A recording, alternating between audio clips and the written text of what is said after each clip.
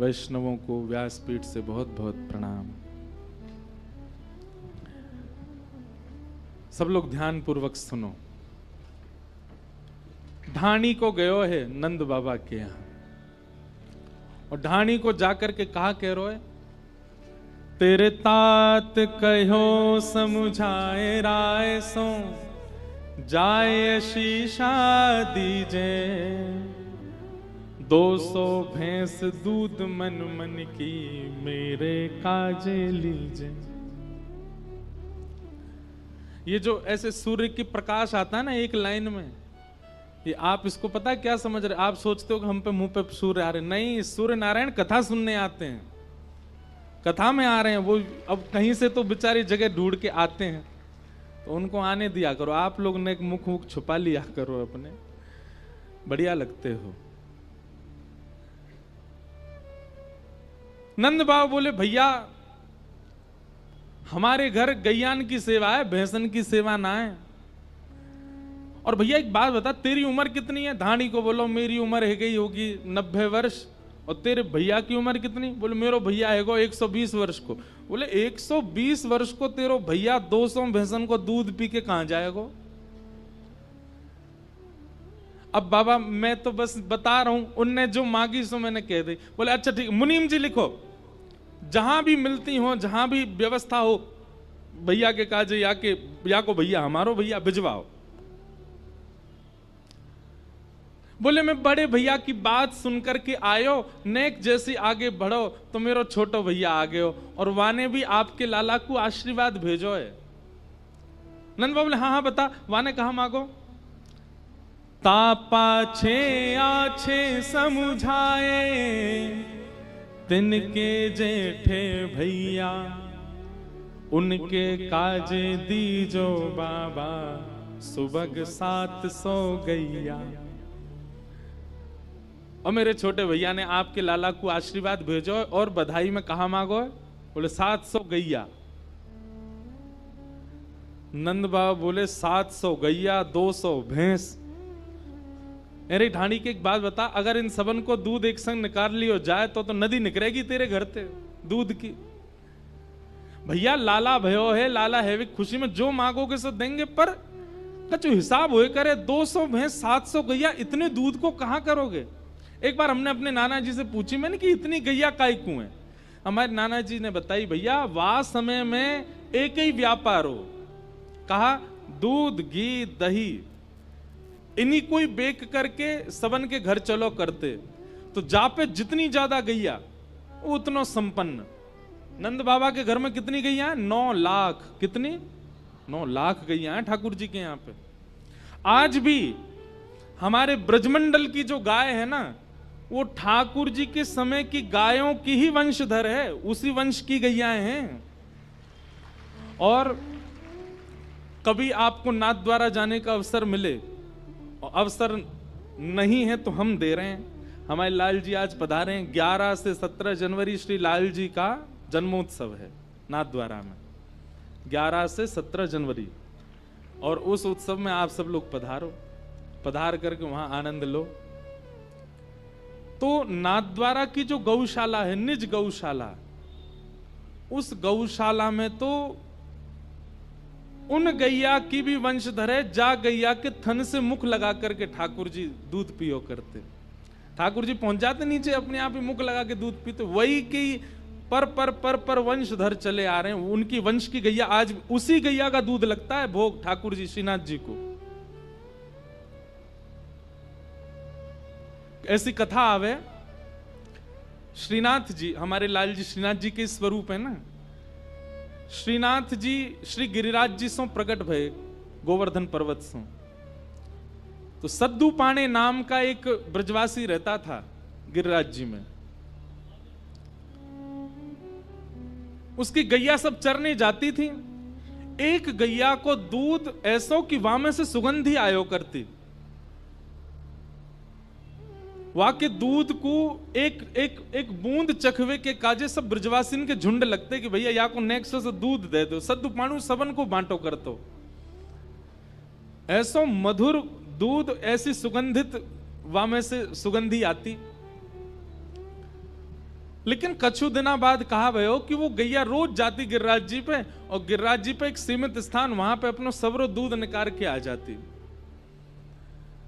सद्दू पानी शाम को जब दूध काढ़वे बैठतो तो दूध निकलतो नहीं। सद्दू पानी बोलो कि हमारी गैया चरवे जामे, जरूर कोई चुरा ले वे दूध है। एक दिन गैयान के पीछे पीछे गयो तो वहां ने कहा देखी वो गैया एक स्थान पर खड़ी है रही है, संपूर्ण दूध निकाल रही है।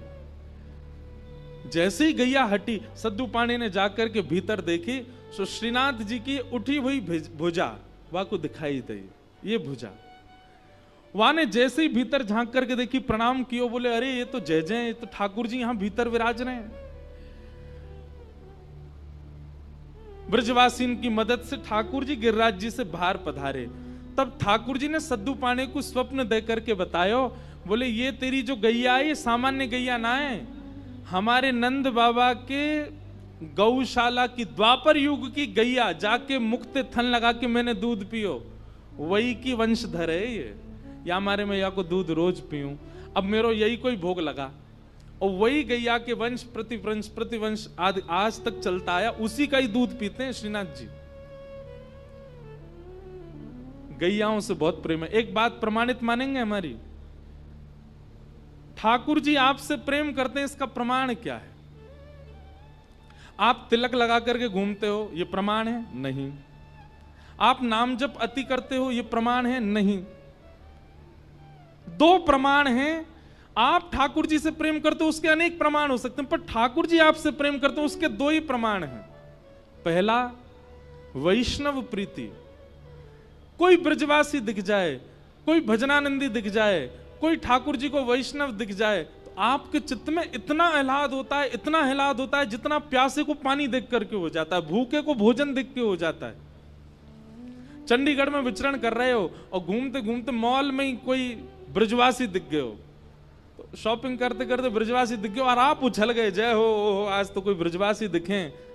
यह आनंद आपके चित्त में वर्धन हो, समझो ठाकुर जी आपसे प्रेम करते हैं।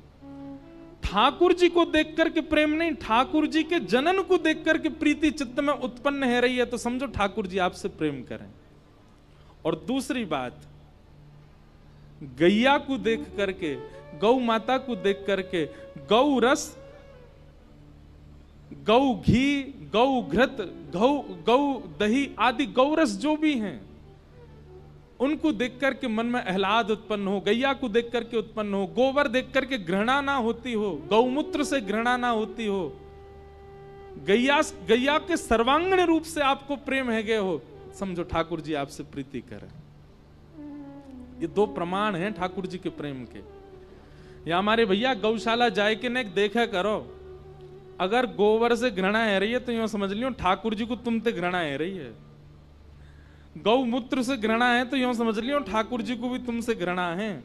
और जादना गौशाला जाके गौ रस और गौ वस्तुन से घृणा नष्ट है जाए, समझ जाइयो, नाच लियो वादना, बोले हाँ ठाकुर जी को अब हमसे प्रेम है क्यों है, क्योंकि गैया हमको प्रिय लग रही है।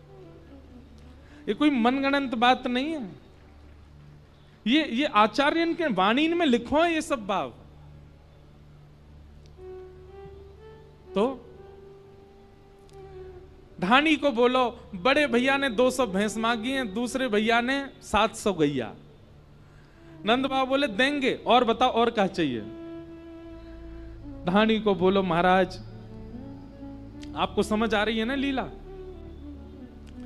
ढाणी को बोलो मैं सबकी बात मान करके आन लगो, इतने में ही मेरो बेटा बड़ो सुखदाई, तैसे ही ताके साथी, वाके काजे दीजो बाबा, मद मदा तो हाथी। मैं अपने दोनों भैया की बात मान करके आपके लाला को आशीष दे, इतने में ही मेरा बेटा आ गया, और बेटा आकर के बोलो नंद भवन जा रहे हो, बोले हाँ।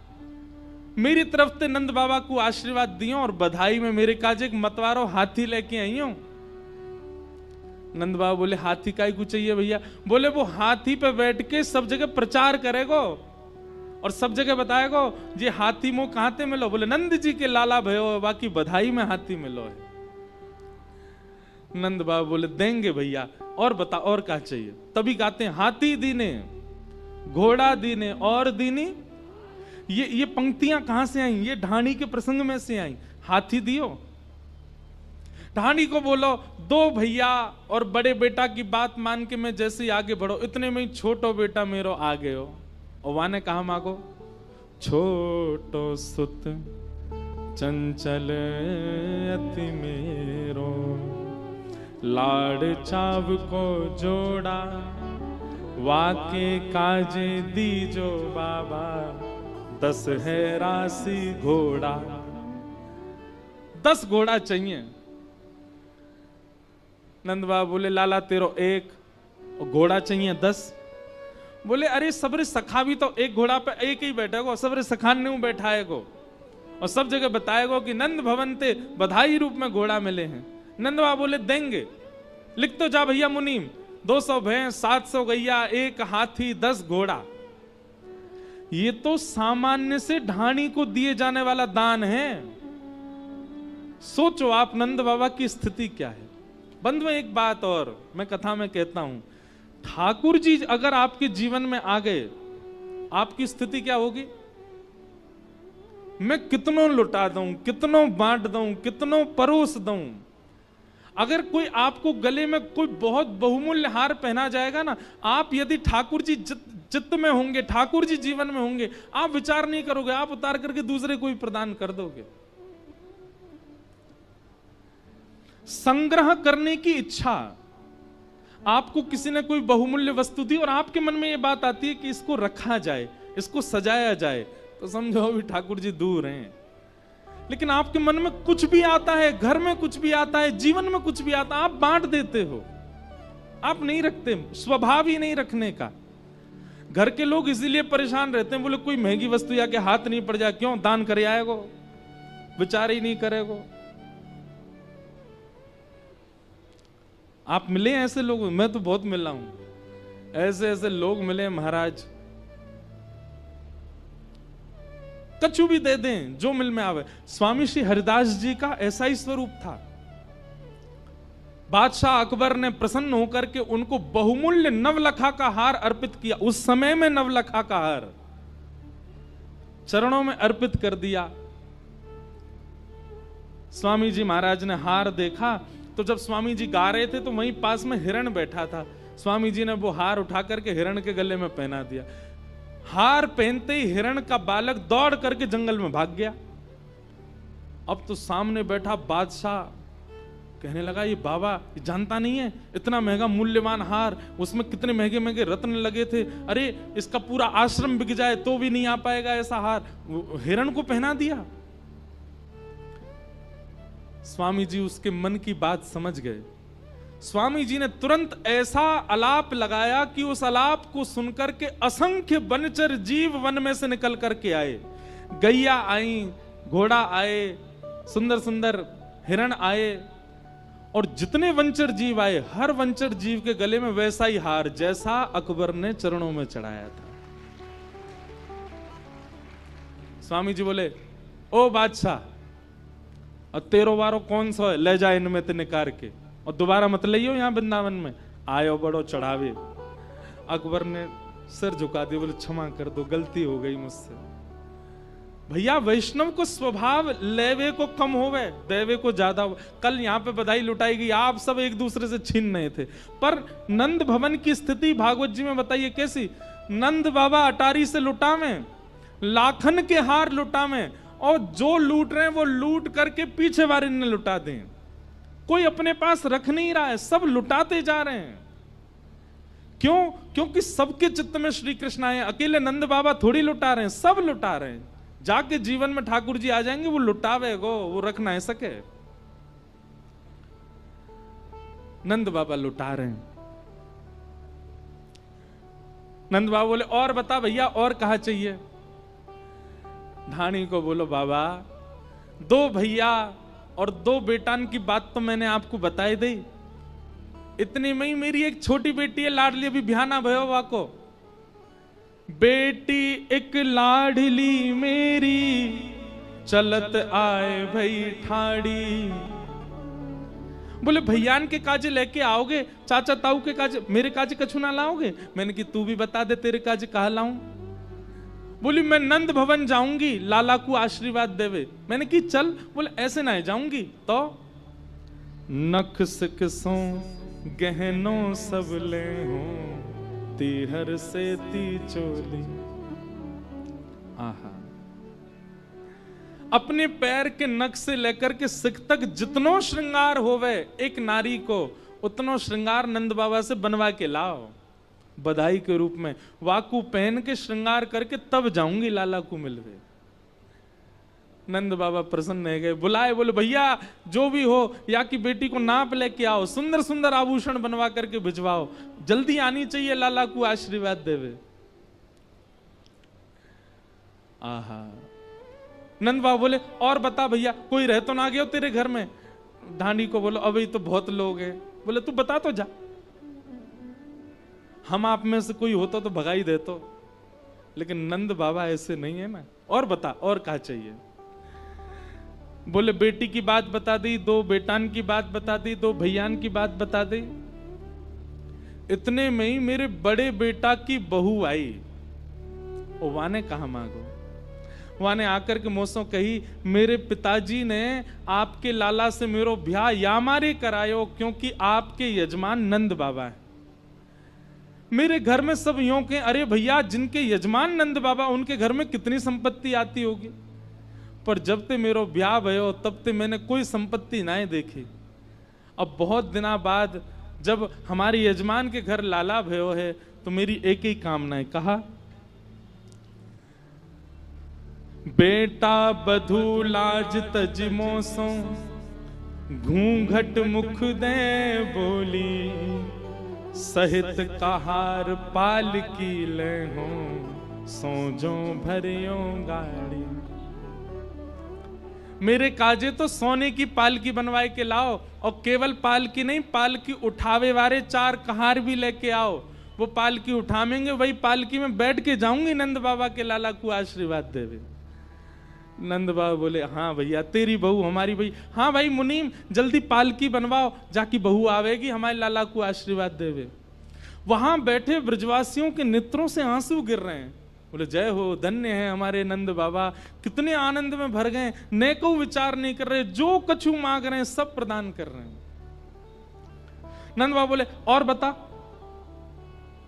बोले मैं सबकी बात मान करके आन लगे हो, इतने में ही मेरी बूढ़ी मैया आ गई। नंद बाबा बोले वो जिंदा है भाई, तू 80 बरस को, तेरो भैया 120 बरस को, तेरी मैया कितनी बरस की होगी। बोले 200 साल की है गई। 200 साल की तेरी मैया। वहां ने कहा मांगो भैया बता। तब धानी को बोलो माता कहो दधि धरी आगे सुन बेटा मेरी सीख। मेरी बिना दांत वाली मैया आई और दही सामने रख के बोली मेरी बात सुन लाला। बोले कहा ऐसो दान मांगियो नंद सो हम बहुरी न मांगे भीख। इतनो मांग के लियो, इतनो लेके आइयो, इतनो लेके आइयो कि जीवन में हमें कभी मांगना ही नहीं पड़े, कोई के आगे हाथ ना पसारने पड़े, इतनो दान लेके आइयो। नंद बाबा सुन करके बड़े प्रसन्न हो गए। मुनीम जी से कही जो जो याने बतायो है सब दूनो दूनो दे हो, सब दुगना दुगना करके दो।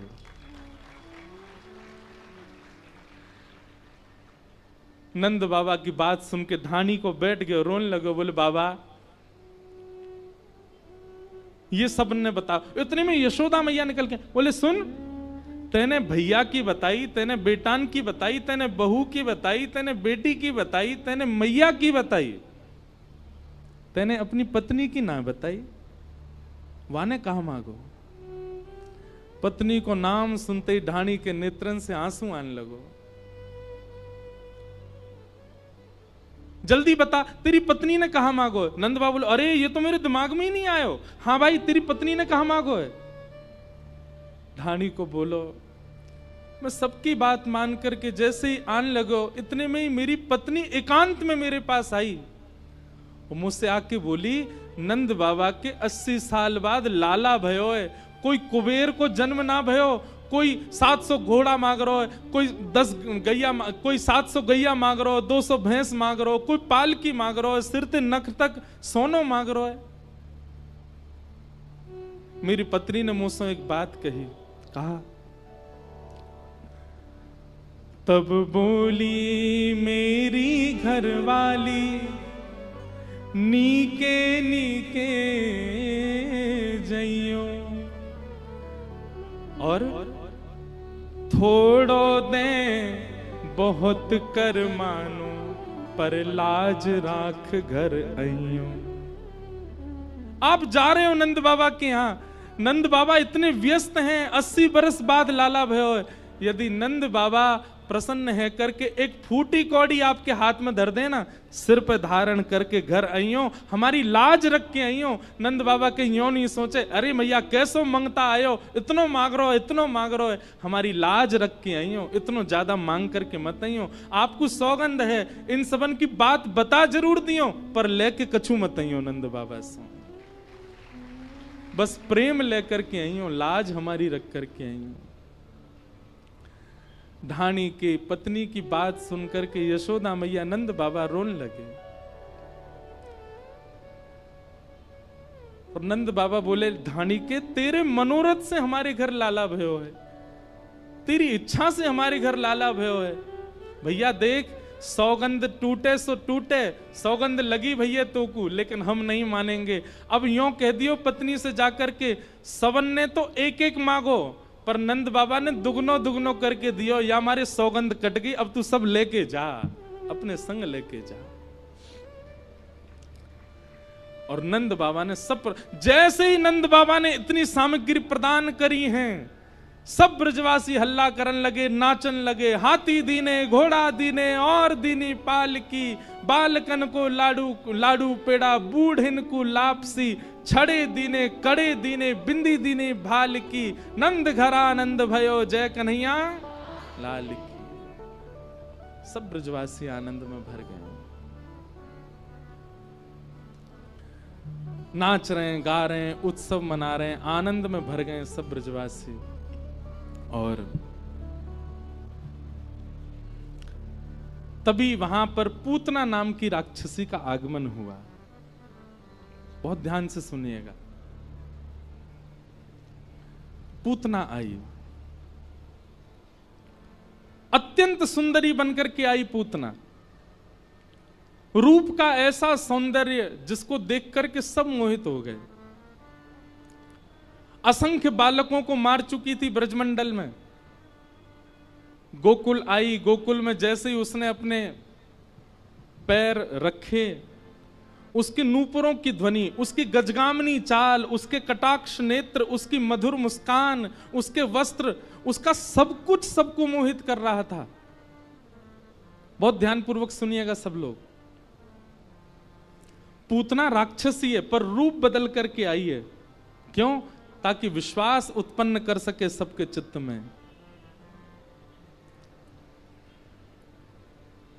सब लोग नाच रहे हैं, गा रहे हैं, उत्सव मना रहे हैं, लेकिन जैसे ही पूतना सबके बगल से निकलती है, उसके तन की सुगंधी सबको अपनी ओर आकृष्ट कर रही है। और सब घूम घूम करके देख रहे हैं, ये कौन आया? अरे या की चाल तो देखो, या को मुखमंडल तो देखो, या को श्रृंगार तो देखो। सब मोहित हो गए पूतना पर। नंद भवन में पूतना ने प्रवेश किया। नंद रानी यशोदा ने भी उसके स्वरूप को देख करके विचार नहीं किया, लगा कि इतनी सुंदर है, और सहज भाव से अपने पुत्र को प्रदान कर दिया। लाला दे दिए, ठाकुर जी दे दिए पूतना की गोद में। जैसे ही पूतना ने गोद में ठाकुर जी लिए, तो कितना बड़ा दुर्भाग्य पूतना का, सब पूतना पर मोहित हुए, पर ठाकुर जी ने अपने हाथ धर लिए। 6 दिना के हैं अभी ठाकुर जी, 6 दिना के ठाकुर जी ने अपने नेत्र बंद कर लिए, नहीं देखी पूतना। भैया एक बात ध्यान से सुनियो, 1 लाख लोग बिहारी जी का दर्शन करते हैं, ये बड़ी बात नहीं है। पर 1 लाख भक्तों में, 1 लाख श्रद्धालुओं में बिहारी जी किसको देखते हैं, ये बड़ी बात है। बिहारी जी की दृष्टि कौन पे पड़ रही है? कथा में भीड़ कितनी है ये बड़ी बात नहीं है, सुनने वाले कितने हैं ये बड़ी बात है। और सुनता वही है जिसको ठाकुर जी चाह रहे होंगे। या हमारे भैया ऐसे बन के जाओ कि ठाकुर जी की दृष्टि पड़े आपके ऊपर, और कथा आपको ऐसा ही बनाती है कि ठाकुर जी की दृष्टि पड़े, ठाकुर जी की निगाह पड़े आपके ऊपर, ठाकुर जी आपको देखें। सूरदास जी जब दर्शन करने जाते थे उनको ठाकुर जी नहीं दिखते थे क्योंकि नेत्र ही नहीं थे, पर ठाकुर जी को सूरदास जी दिखते थे। और सूरदास जी रोज जाते और जाकर के अपनी पेटी खोल करके वही राग गा देते, वही श्रृंगार बता देते जैसा ठाकुर जी का श्रृंगार होता था। सूरदास जी की परीक्षा लेने के लिए आज गुसाई जी ने ठाकुर जी निर्वस्त्र खड़े कर दिए। बोले आज देखें सूरदास कहा गावे को। रोज कपाट खुलते सूरदास जी कहते आज तो ठाकुर जी ने नीले पीतांबरी पहनी है, ऊपर मोतिन की माला पहनी है, आहा कैसो टिपारो धारण कियो है, कानन में मत्स्याकृत कुंडल पहने। और जैसे जैसे सूरदास जी बोलते वैसा ही श्रृंगार ठाकुर जी का। आज गुसाई जी ने ठाकुर जी निर्वस्त्र ही खड़े कर दिए। ठाकुर जी तो निर्वस्त्र ही बढ़िया लगे, हर स्थिति में बढ़िया लगे। सूरदास जी जैसे ही गए, गुसाई जी ने जैसे ही कपाट खोले, कपाट खोल करके सब दर्शनार्थी तो मुख पे हाथ धर, ओहो सब ऐसे करें ठाकुर जी को देख के। सूरदास जी जोर जोर से हंसन लगे। गुसाई जी बोले कहो सूरदास ठाकुर जी कैसे लग रहे हैं, ठाकुर जी को आज श्रृंगार कैसा है। सूरदास जी बोले आज तो ठाकुर जी बहुत ही प्यारे लग रहे हैं। बोले वो तो लग रहे हैं लेकिन लग कैसे रहे हैं ये तो बताओ, आज पोशाक कैसी है ठाकुर जी की। सूरदास जी गान लगे, मोतिन माल गले उर साजे, छवि के उठत तरंगा, आज हरि देखे नंगम नंगा, आज हरि देखे नंगम नंगा। वो गुसाई जी आज तो ठाकुर जी ने केवल एक मोती की माला पहन की और ऊपर से नीचे तक कछु पहनो ही नहीं, आज तो ठाकुर जी नंगे खड़े हैं। ये बात सुनते ही दर्शनार्थी जितने खड़े थे सबने सूरदास जी को प्रणाम किया। सूरदास तुम्हारे पास नेत्र नहीं है, कैसे देख लेते हो तुम। सूरदास जी कहते हैं भैया तुम सबन को नेत्र ठाकुर जी ने या हमारे दिए कि तुम ठाकुर जी को देखो, मुंह को नेत्र ना दे करके ठाकुर जी ने ये योजना बनाई, सूरदास तो मैं देखूंगा, मैं तोय देखूंगा, या हमारे तोय नेत्रन की आवश्यकता नहीं है। अपने आप को ऐसा बनाओ। वृंदावन में भीड़ करने से कोई फायदा नहीं, वृंदावन जाने से कोई फायदा नहीं। आप कोई बहुत श्रेष्ठ बनकर के वृंदावन चले गए, निश्चित है आपको वीवीआईपी दर्शन हो जाएगा। संसारी श्रेष्ठ बन के जाओगे तो वीवीआईपी दर्शन हो जाएगा।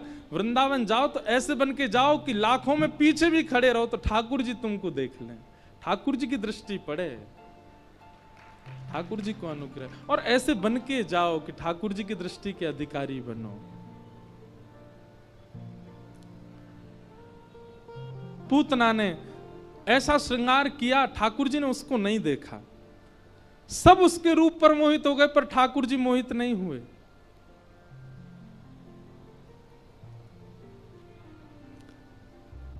पूतना ने अपने पयोधर को भगवान के मुख में जैसे दिया, भगवान ने पहले तो विष को पिया, रस तत्वों को पिया, दुग्ध को पिया, अंत में प्राणी समम रोष समन, जैसे ही भगवान ने उसके प्राण पीने प्रारंभ किए, पूतना का तो रूप राक्षसी बनने लगा, नेत्र विशाल होने लगे, केश जड़ जैसे होने लगे, बड़े बड़े नाखून, विशाल विकराल स्वरूप धारण कर लिया। सामुंच मुंचाल मित प्रभाषणी, भगवान को पकड़ करके दूर खींचने लगी, लेकिन ठाकुर जी ने गाढ़म कराभ्याम, ऐसा कसकर के उसके पयोधर को पी रहे हैं ठाकुर जी की, दूर नहीं कर रहे हैं।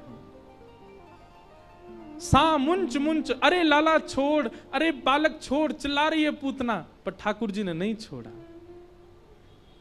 हमारे पूज्य पिताजी महाराज आज कथा में आएंगे, वे कहते हैं, बोले जैसे ही पूतना ने कही ना, अरे लाला छोड़, अरे बालक छोड़, तो नेक्स्ट से ठाकुर जी, 6 दिना के ठाकुर जी बोल पड़े, मौसी जी हम पे तो पकड़ो ही आवे, छोड़ो ना आवे, और जाकू पकड़ लें फिर तो ठिकाने लगा के छोड़ें। अगर राक्षस हाथ में आ गए तो वाकू भी ठिकाने लगा दें, और भक्त हाथ में आ गए तो वाकू ठिकाने लगा दें। बस एक बार हाथ में आना चाहिए मेरे। अब आप हाथ में आए गई हो, अब तो ठिकाने लगा के छोड़ूंगा। 6 दिना के ठाकुर जी बोल गए। ये दृश्य देख करके ही पूतना के प्राण निकल गए। बोलो पूतना मर्दन भगवान की। 6 दिन के ठाकुर जी ने पूतना को मार दिया। पूतना कौन है बंधु? सबसे पहली बात, जो अपनी वास्तविकता को छुपा करके ठाकुर जी के आगे जाता है वही पूतना है। वास्तव में तो कामी है, वास्तव में तो क्रोधी है, वास्तव में तो लोभी है, वास्तव में तो ईर्ष्यालु है, लेकिन ठाकुर जी के सामने जब जाता है, बहुत ध्यान से सुनिएगा, तो अपने आप को ऐसे बना के जाएगा, उससे ज्यादा पवित्र कोई नहीं, उससे ज्यादा शुद्ध कोई नहीं। ऐसे व्यक्ति ठाकुर जी के लिए पूतना है। ठाकुर जी उसको देखते नहीं है। हमारी एक बात मानेंगे, अपने समस्त अवगुणों को एक जगह लिखिए। सब लोग इधर देखो, ध्यानपूर्वक सुनो। अपने समस्त अवगुणों को एक जगह लिखिए। और एक और बात, और अच्छा ये हो सकता है कि आप खुद मत लिखो, किसी और से लिखवाओ। जो व्यक्ति बहुत आपके पास रहता हो उससे यूं कहो, भाई एक काम कर, तू मेरे सारे अवगुण लिख दे, मेरे अंदर क्या क्या कमी है सब लिख दे। पर शर्त यह कि कहीं अवगुण देख के उसको बेचारे को मार पीट मत देना, ये तूने ऐसा कैसे लिख दिया इसमें। वो जो लिखे उसको खुली छूट देना, तू लिख दे जो तुझको लगता है। बंधुओं, पता है आपकी पहले तो रूह कांपेगी, वो क्या क्या लिखेगा। और एक नहीं 5 लोगों को दो, जैसे माता जी को दो, पिताजी को दो, पत्नी को दे दो, एक घर में काम करने वाले किसी व्यक्ति को दे दो। वो सबसे कहो, बोले मेरे अंदर क्या अवगुण तुमको लगते हैं सब लिख के दो मुझे। उन अवगुणों को एकांत में बैठ के पढ़िएगा, आपके नेत्रों से आंसू आ जाएंगे। लेकिन क्रोध मत करिएगा, हृदय को विचलित मत कीजिएगा। वो जितने अवगुण लिखे सबने, उन सब में कई आपको पता है कि हाँ ये मेरे अंदर हैं, और कई ऐसे होंगे जो आपको नहीं पता पर सबको दिखते हैं। उन समस्त अवगुणों को एक पर्चा में लिख करके, फोल्ड करके अपने श्री गोपाल जी के सिंहासन के नीचे धर दो, और ठाकुर जी से कहो, नाथ ये सारे अवगुण मेरे अंदर हैं, अब आप देख लो आप मेरे संग क्या करना चाहते हो। एक बहुत अच्छा पद है, सब लोग गाना मेरे साथ। हरि जी मोरे अवगुण चित ना धरो, हरि जी मोरे अवगुण चित ना धरो, हरि जी मोरे अवगुण चित ना धरो, हरि जी मोरे अवगुण चित ना धरो। हाँ हरि जी मोरे अवगुण चित ना धरो, हरि जी मोरे अवगुण चित ना धरो। समदर्शी प्रभु नाम तिहारो, समदर्शी प्रभु नाम तिहारो, समदर्शी प्रभु नाम तिहारो, समदर्शी प्रभु नाम तिहारो। चाहो तो पार करो, चाहो तो पार करो, हरि जी मोरे अवगुण चित ना धरो, हरि जी मोरे अवगुण चित ना। हे नाथ, मैंने अपने समस्त अवगुणों को आपके चरणों में अर्पित कर दिया है। आप इन अवगुणों के कारण मुझे कहीं त्याग मत देना। आप समदर्शी हैं, सब जानते हैं। आप यदि चाह लेंगे तो मेरा बेड़ा पार हो जाएगा। नाथ, मुझे आपसे कुछ नहीं चाहिए, धन संपत्ति वैभव यश कीर्ति सब मैं कमा लूंगा। आप केवल इतना कर दीजिए कि ये जो अवगुण मेरे भीतर हैं, जिनकी वजह से मैं आपसे वंचित हूं, इन अवगुणों को आप स्वस्थ कर दीजिए नाथ। आज करेंगे ये काम आप लोग, आज ही करना है। हरि जी मोरे अब गुण चेतना धरो, हरि जी मोरे अब गुण चेतना धरो। हाँ हरि जी मोरे अब गुण चेतना धरो, हरि जी मोरे अब गुण चेतना धरो। गोविंद बोलो हरि गोपाल बोलो, गोविंद बोलो हरि गोपाल। बंधुओं, जिनकी कृपा से दास कुछ कह पाता है, सुना पा रहा है, आपके सामने शरीर भी जिनकी कृपा से बैठा है, ऐसे पूज्य गुरुदेव भगवान पधारे हैं। सब लोग एक बार प्रेम से कहिए जय जय श्री राम, बोल वृंदावन बिहारी लाल।